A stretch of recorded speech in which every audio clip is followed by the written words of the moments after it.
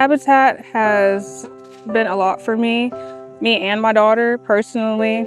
I was thinking about this for a while and I decided, you know what, might as well go ahead and do it because, you know, it could be something fun and it's great, you know, getting a chance to be an actual homeowner and not a renter.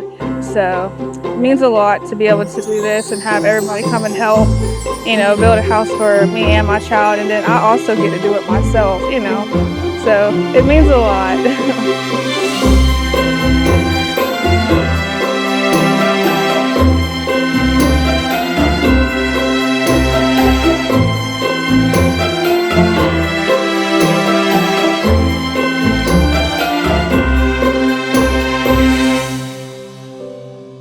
So aptly said at the beginning of our morning, we're doing more than building homes.